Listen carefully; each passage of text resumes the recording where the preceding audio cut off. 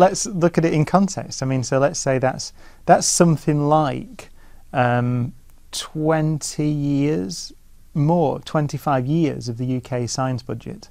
Right? That's how much that is. A quarter of a century of UK science spending.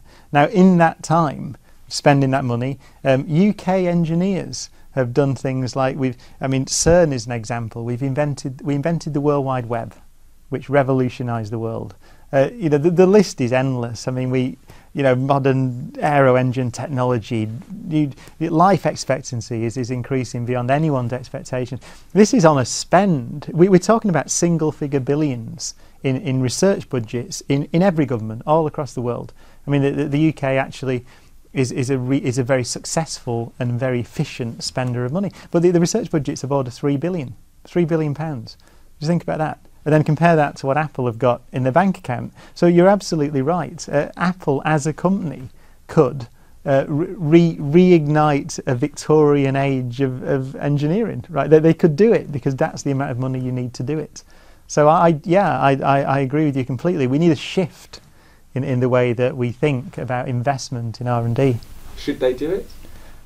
Well, I think they should. I mean, their shareholders might have some objection, but there's the way that this is why government has a key role, because the role of government, in my view, is to allocate capital in an economy for the good of everybody and not just for the good of shareholders. So some combination, but some way of investing more money in this, which is self-evidently the thing that we need to do.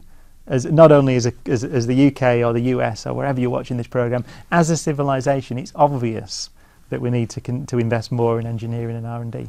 You need big industrial input. And I'm thinking that some of the great discoveries, I mean, look at the transistor, for example. I mean, that's always been associated with Bell Labs, this great US industrial research facility. But crucially, I think there's a lesson here, because that was curiosity-led research. And I think one of the problems we occasionally have, or often have actually, is that industry can tend to be very focused. And there's a very famous quote that's often raised, which is that the electric light wasn't invented by continuous R&D on the candle.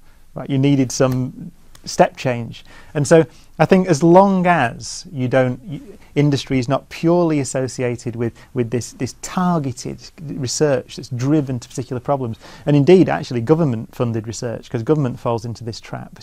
It's a terrible trap to fall into. What you need really is you need engineers and you need scientists. You need to let their curiosity run wild. You need to let them to go and play, literally play at the edge of our knowledge. And time and again we found, whether that's in a big lab or a big industrial setting or a government funded setting or even a single person in a university or elsewhere, when you allow that to happen, then you get paradigm shifts which change everybody's life.